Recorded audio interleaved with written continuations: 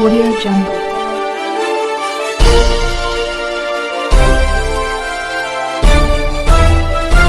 Audio Jungle. अभी आप देख रहे हैं कंचन न्यूज। इसे लाइक शेयर सब्सक्राइब करना ना भूलें ताकि न्यूज का नोटिफिकेशन सबसे पहले आपके पास पहुंचे। अब चलिए खबरें विस्तार से।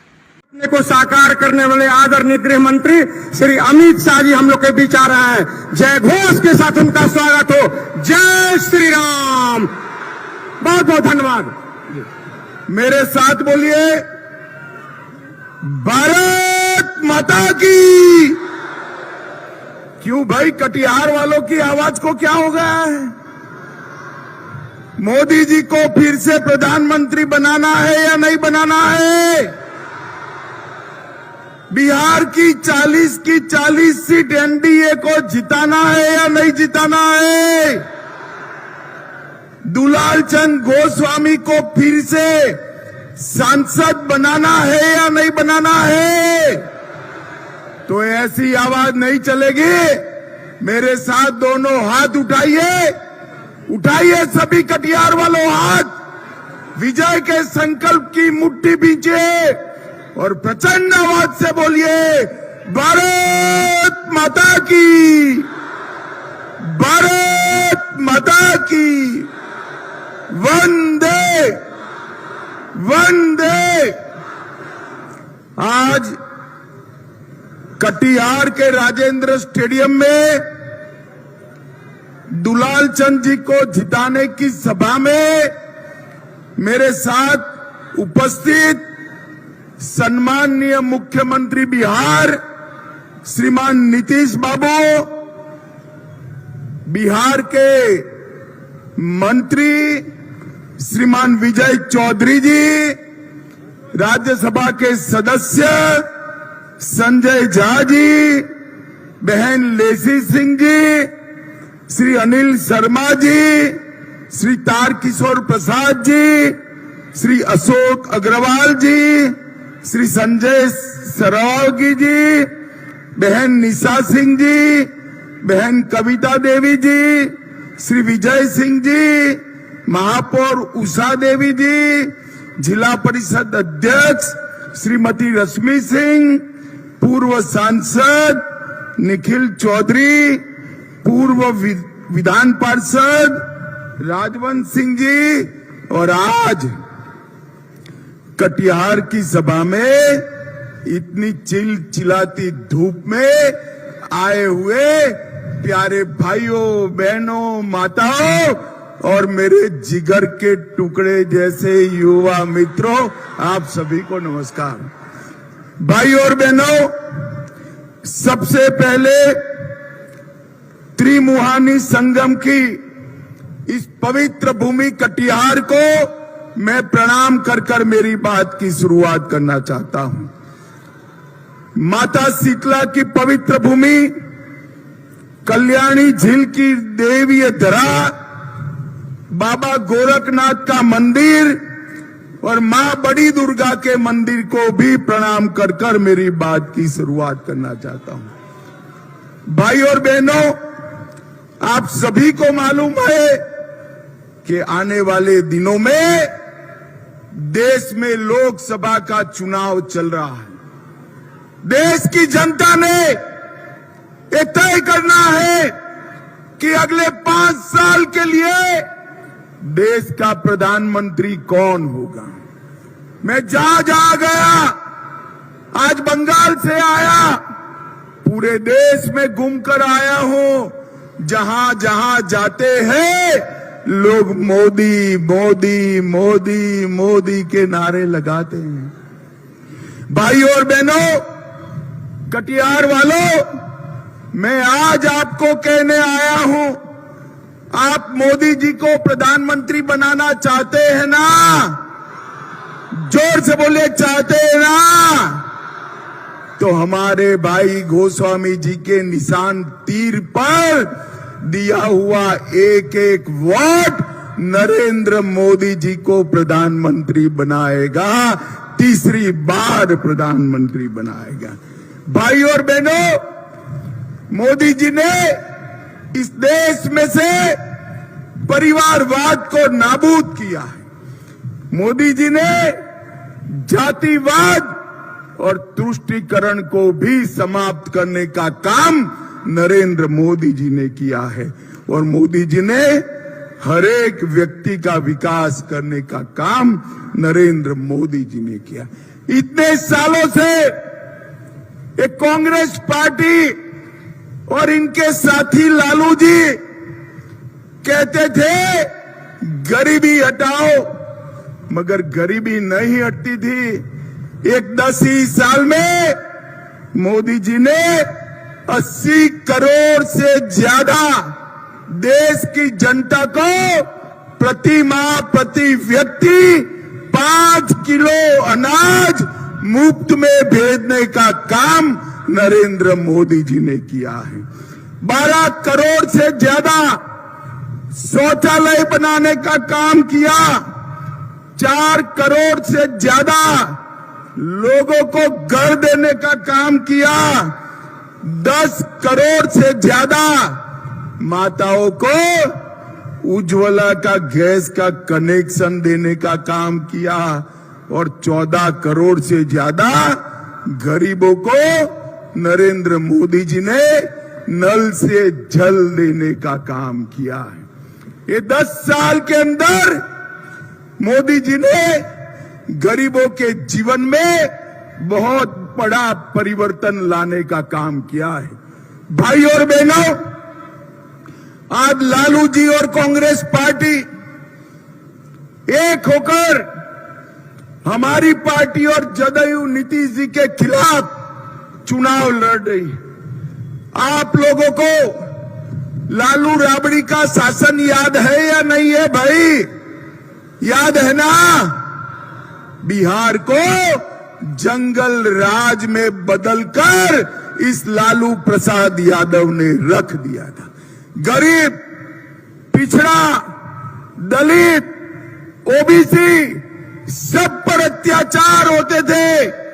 जब से एनडीए की सरकार आई, नीतीश बाबू मुख्यमंत्री बने, मोदी जी प्रधानमंत्री बने, सबके साथ अत्याचार होना बंद हो गया। आज लालू यादव कांग्रेस पार्टी के साथ बैठे। मैं लालू यादव जी को कहना चाहता हूं, इसी कांग्रेस पार्टी ने पिछड़ा समाज का विरोध किया। काका साहेब कालेलकर कमीशन की रिपोर्ट को दबाकर रख दिया। मंडल कमीशन की रिपोर्ट का विरोध किया और पिछड़ा समाज का विरोधी कांग्रेस पार्टी की गोदी में लालू यादव बैठे हैं, इनके बेटे भी बैठे हैं।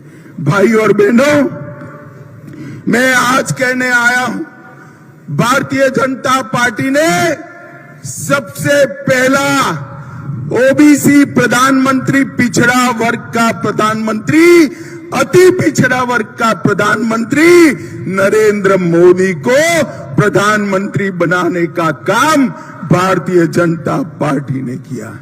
भाई और बहनों, एक गरीब चाय बेचने वाले के बेटे को भारतीय जनता पार्टी ने प्रधानमंत्री बनाया और मोदी जी ने अपने मंत्रिमंडल में 35% पिछड़ा, अति पिछड़ा सांसदों को मंत्री बनाने का काम किया है। नरेंद्र मोदी जी ने पिछड़ा वर्ग को संवैधानिक मान्यता देकर पिछड़ा वर्ग आयोग बनाने का काम किया। 16 नई जातियों को ओबीसी में जोड़ने का काम किया और ऑल इंडिया कोटा में एमबीबीएस, एमडी और इंजीनियरिंग के दाखलों में पिछड़ा वर्ग के बच्चों को 27% आरक्षण देने का काम नरेंद्र मोदी जी ने किया। केंद्रीय विद्यालय, नवोदय विद्यालय और सैनिक स्कूल के दाखलों में भी नरेंद्र मोदी जी ने रिजर्वेशन लिया। भाइयों और बहनों, मुझे बताओ, ये कश्मीर है जो हमारा है या नहीं है? जरा जोर से बोलो, बिहार वालों है या नहीं है?